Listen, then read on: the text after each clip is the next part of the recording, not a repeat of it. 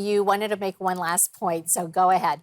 Yeah, just quickly, the correlation also between the bond market on the corporate side and the equity market, I think, has never been as high because we've had more, I would say, triple Bs in the corp index. So it's a little technical, but I would say the correlation is probably a little bit higher than we had in the 90s or early 2000s, where it was higher quality names. Once again, a triple B in Canada is still a very good quality corporate bond. Not all triple Bs are equal. The rating agencies will just probably disagree with me, but it's our take on it. So that's one thing where we've seen a lot of higher correlation between the corporate space and the equity markets too. That's why Okay, some things are moving together. so that's interesting then, because if there is higher correlation, how do you diversify? Or what do you look at then? Yeah, that's an excellent point. I mean, I think it once again depends on the level of sophistication. I think you have to look at your portfolio as a personal pension plan. So you should always be rebalancing your portfolio when there's moves. And you can work with your advisor or you can have your own plan, but a 60-40 rebalancing the portfolio. I Hmm. think that's the best thing to always have. And it's not performed well in the last year, but it's really a mathematical outlier. And I think when those things happen, it's an opportunity for you to rebalance your portfolios in that.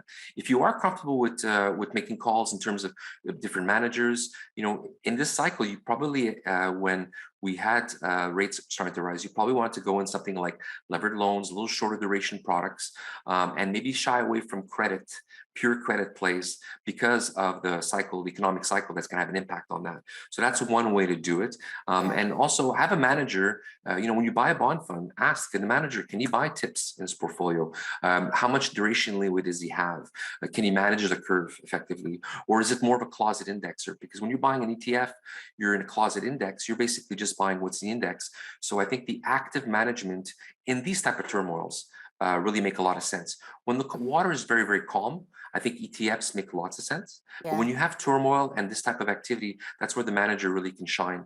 And I think that's why most managers are outperforming their benchmark. Yeah, and let's talk about that.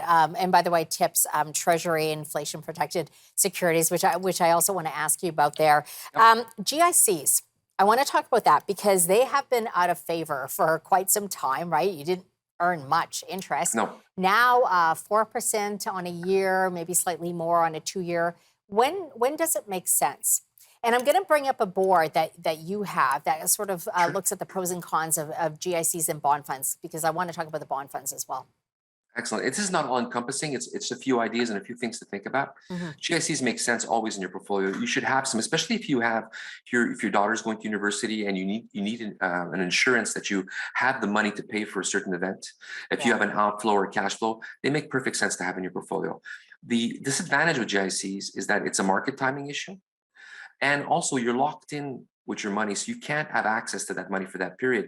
And it looks very attractive, 4% for a GIC, and I think it does make sense for certain portfolios. But if you look at the bond performance from June 30th to July, the bond market earned 3.25% in 1 month because rates readjusted. So Yeah. just a broad index, so there is an advantage to having a mix of that. So I would say GICs are an important composition in your portfolio, especially when you have expenses. But I don't think it's something you should consider as a long-term investment.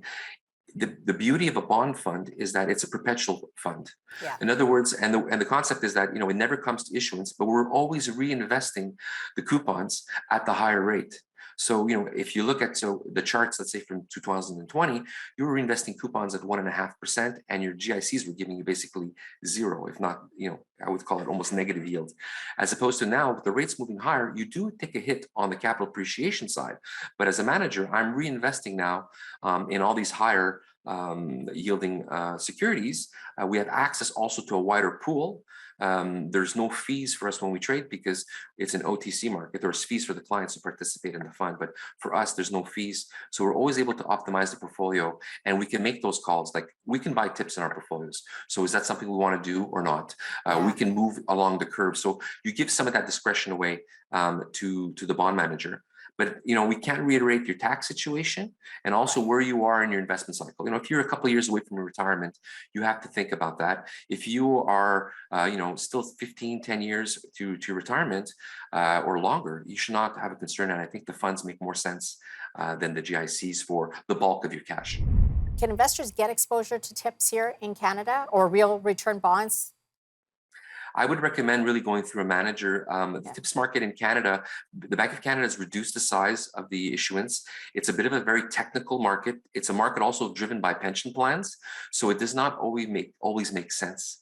I think the trading in that for an individual to buy is very difficult. Okay. So either I would try to put my money with a manager who has the ability to put some in his portfolio.